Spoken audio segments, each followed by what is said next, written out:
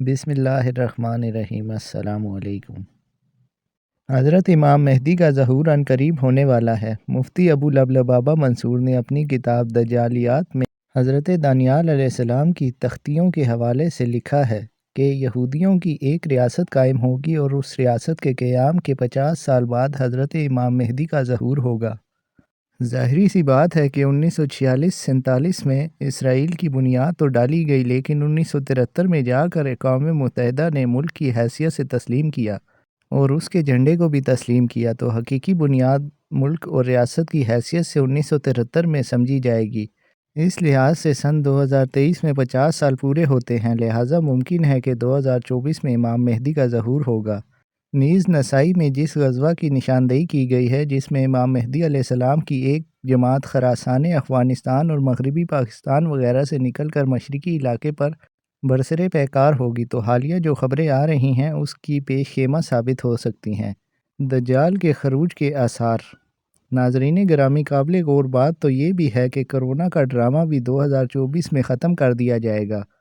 اس پر باقاعدہ 24 نیوز والوں نے ایک لمبی ڈیبیٹ بھی کی ہے، اور ملک بھارت میں ہندو راشٹر کا آفیشیل اعلان بھی غالباً اسی سال ہوگا۔ اور سعودی بادشاہ کی وفات کی یہ روایت رہی ہے کہ عموماً وہ 90 سال کے آس پاس ہی فوت ہوتے ہیں، اور اس وقت موجودہ بادشاہ شاہ سلمان کی عمر 87 سال ہے۔ ممکن ہے کہ وہ 24-25 تک 90 کے آس پاس ہوں گے، اور خلافت عثمانیہ کے سقوط کے 100 سال بھی 2024 تک ہی پورے ہو رہے ہیں۔ نیز ایک عرب عالم ہے جن کا نام شیخ صادق المقسی المرانی ہے، انہوں نے 2024 کے قریب ہی ظہور امام مہدی کی بات کہی ہے۔ حاصل یہ نکلا کہ ظہور امام مہدی کے لحاظ سے یہ 2 سال یعنی 24 اور 25 کافی اہم سال ہیں۔ ایک بات بڑی فکر میں ڈالنے والی یہ بھی ہے کہ امت کے مختلف قسم کے گروہ حضرت امام مہدی کو تلاش بھی کر رہے ہیں۔ اس عاجز کے پاس یہ بھی خبر آئی ہے کہ مختلف جہادی تنظیموں کے فکر مند لیڈران اس وقت بڑے فکر مند ہیں کہ امام مہدی علیہ السلام کی قیادت میں ساری دنیا میں جہاد شروع کیا جائے، اور وہ اس کے لیے ان کی تلاش میں ہیں۔ کافی دن پہلے کسی صاحب نے بتایا تھا کہ پاکستان کے پیر ذوالفقار احمد نقشبندی صاحب نے حرم میں بیٹھ کر قسم کھا کر یہ بات کہی تھی کہ امام مہدی علیہ السلام کا ظہور سن 2025 میں ہوگا، اور وہ ہر سال اسی تلاش میں جاتے ہیں کہ کسی طرح انہیں پہچان سکیں، یعنی امام مہدی کو کسی طرح پہچان سکیں۔ ایک بات اور یاد آئی، بڑے مزے کی بات ہے، مولانا سجاد نعمانی صاحب کا ایک بیان سن رہا تھا جس میں حضرت نے سورہ کہف کی تفسیر کرتے ہوئے بڑا عجب نکتہ پیش کیا۔ فرمایا کہ اللہ تبارک و تعالیٰ نے دجال کے فتنوں کا ذکر سورہ کہف میں کیا ہے، اور سورہ کہف 15ویں پارے کے نصف سے شروع ہو جاتی ہے۔ اس سے معلوم ہوا کہ دجال کا خروج 15ویں صدی کے نصف پر ہوگا۔ آگے فرمایا کہ 16واں پارہ شروع ہوتے ہوتے دجال کا ذکر ختم ہو جاتا ہے، جس سے معلوم ہوا کہ 16ویں صدی سے قبل ہی یہ فتنہ ختم ہو جائے گا۔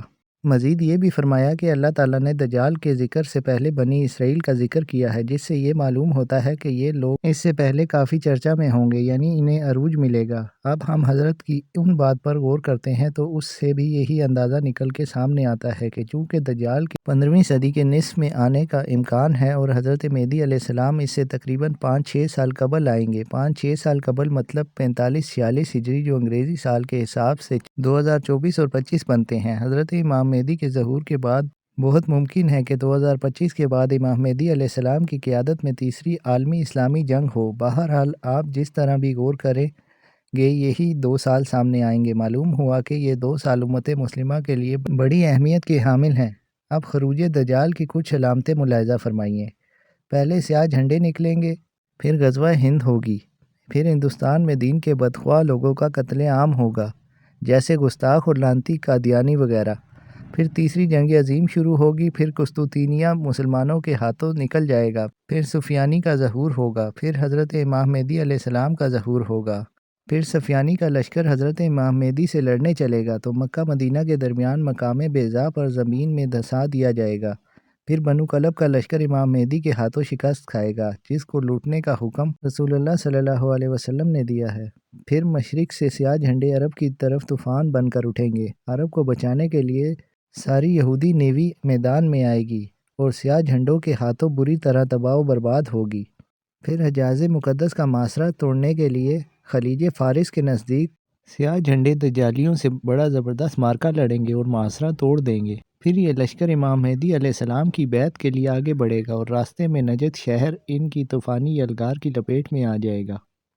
پھر یہ لشکر امام مہدی علیہ السلام کے ہاتھ پر بیعت کرے گا۔ پھر یہ عربوں سے خزانہ طلب کریں گے، وہ دینے سے انکار کریں گے۔ پھر یہ سیاہ جھنڈے والوں کے ہاتھوں بری طرح قتل ہوں گے۔ ان کے قتل عام کے دوران سیاہ جھنڈے عرب کی ریت کو عربوں کے خون سے تر کر دیں گے۔ اس خوفناک قتل عام کا ذکر احادیث مبارکہ میں بھی ملتا ہے۔ یہی وجہ ہوگی کہ عرب بہت کم رہ جائیں گے۔ پھر عرب بھاگ کر مکہ اور مدینہ میں پناہ لیں گے اور اپنی جان بخشی کے لیے خزانہ دینا چاہیں گے، لیکن سیاہ جھنڈے لینے سے انکار کر دیں گے۔ پھر سیاہ جھنڈوں کی اگلی یلغار کا نشانہ مصر بنے گا، جس کا ذکر احادیث میں بھی ملتا ہے۔ پھر ایران کی باری آئے گی، لیکن ایران اطاعت قبول کر کے جان بچائے گا۔ پھر رومی اپنے وہ لوگ جو اسلام قبول کر چکے ہوں گے واپس مانگیں گے۔ نہ دینے پر رومیوں کے 80 جھنڈے سیاہ جھنڈوں سے لڑنے کے لیے نکلیں گے۔ ہر جھنڈے تلے 60,000 رومی ہوں گے۔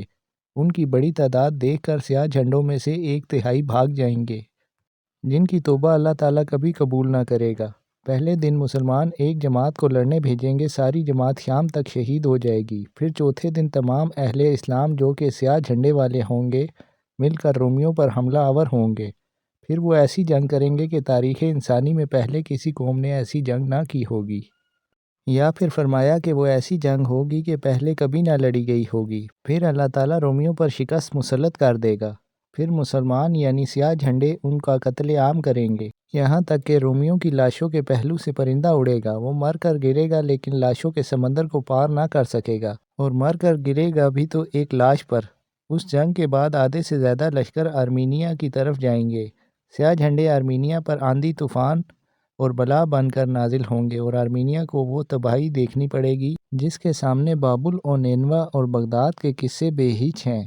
اس کا ذکر حدیث مبارکہ میں ملے گا۔ لشکر وہاں سے ہوتا ہوا امام مہدی سے مل کر قسطنطنیہ کا محاصرہ کر لے گا۔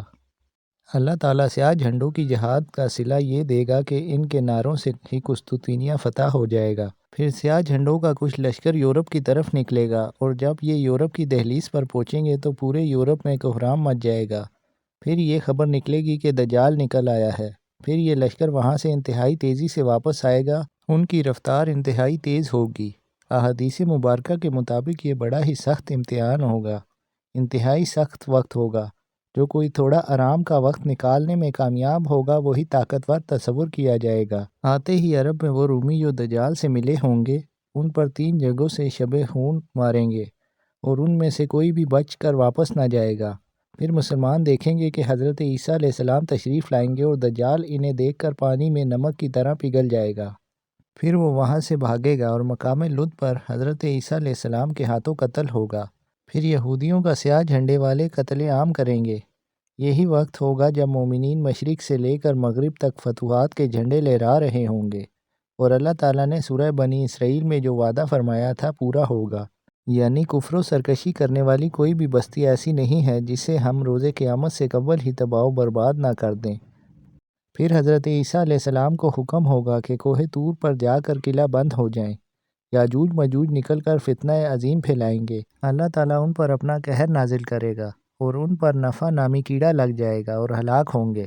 پھر 7 سال تک مسلمان امن و سکون سے رہیں گے۔ امن اتنا زیادہ ہوگا کہ بچہ شیر کو بھگا دے گا، جہاد ختم ہو جائے گا، تلواریں درانتیاں بن جائیں گی، شیطانیت تباہ ہو چکی ہوگی، اور شیطان کو جو قیامت تک کی مہلت دی تھی ختم ہوگی۔ پھر ایک نرم ہوا چلے گی جس سے دنیا میں اسلام ختم ہو جائے گا۔ اب حبشی دنیا پر حکومت کریں گے اور نفس کی حکمرانی ہوگی۔ ایک حبشی ٹیڑھی پنڈلی والا، نیلی آنکھوں والا اور ٹھگنا خانہ کعبہ کو گرا کر پتھر سمندر میں پھینک دے گا، غلاف جلا دے گا اور خزانہ گھر لے جائے گا۔ پھر قیامت مرحلہ وار شروع ہوگی اور تمہارے رب کے وعدے کا وقت آ جائے گا۔ اللہ تبارک و تعالیٰ امت مسلمہ کی دجالی فتنوں اور سازشوں سے حفاظت فرمائے، آمین یا رب العالمین۔